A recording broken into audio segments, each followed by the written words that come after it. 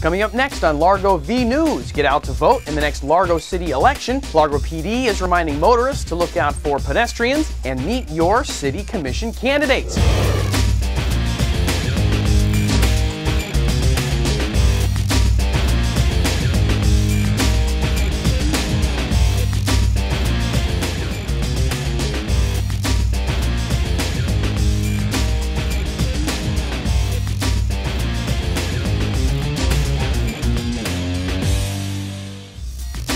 Hi there, I'm Brandon Graham, and thank you for joining us for Largo V News, your City of Largo video newsletter.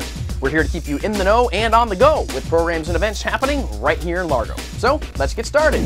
Well, the big news is that on November 6th, voters will once again be headed to the polls, and Largo voters will be electing a new city commissioner. City Clerk Diane Bruner tells us more. The election is November 6th in conjunction with the presidential and countywide election.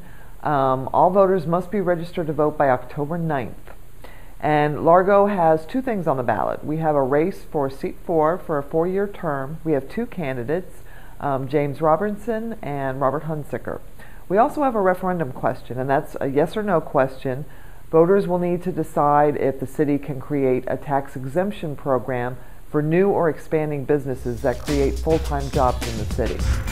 And for all the info you need about the upcoming election, visit your Largo election headquarters at largo.com, where you'll find candidate bios, video statements, and the candidate forum held in September at the Palms of Largo. And stay tuned, because in just a few minutes we'll play those video statements and the forum so you can get to know your candidate.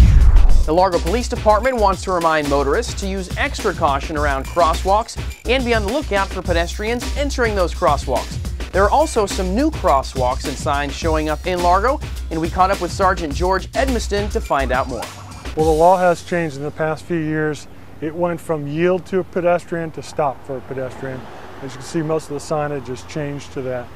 The crosswalk that we're standing in front of is called an enhanced crosswalk. And when I say enhanced, it's enhanced by lighted devices that are out here. It's not your typical mid-block crossing that has your advanced signs as well as your crosswalk signs, which would be this sign with the walking figure in fluorescent green and the arrow pointing down. That in itself is a mid-block crossing or crosswalk at any intersection. The enhancements at the intersection are the flashing LED features that come along with this. And the enhancements basically give the warning to the motorist almost up to a mile away. They're visible that, hey, there's somebody, there's a caution, the lights are flashing yellow, proceed with caution. As you approach the intersection, you see the signs for the advanced crosswalk, and then the signs that tell you to stop for a pedestrian in the crosswalk. Now, if you see that pedestrian in particular standing at that crosswalk and the enhanced lights come on, it's no different than approaching a traffic light where the signal went from green to yellow, except it won't go to red. When the pedestrian's present, that's your signal at that point to stop and yield to that pedestrian and allow that pedestrian to cross and clear the roadway before you proceed through that intersection. So remember to play it safe around those crosswalks, whether you're a motorist or a pedestrian. Next on LTV, get to know your City Commission candidates by watching their video statements and the Central Pinellas Chamber of Commerce Candidate Forum, held in September at the Palms of Largo. And remember that you can watch both of those anytime online by visiting largo.com. Well, as always, we thank you so much for being with us and for subscribing to Largo e-News.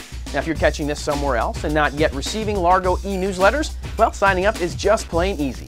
Visit largo.com and click on the Sign Up for e-Newsletters link. Well, thanks again for watching Largo V News. We'll see you next time.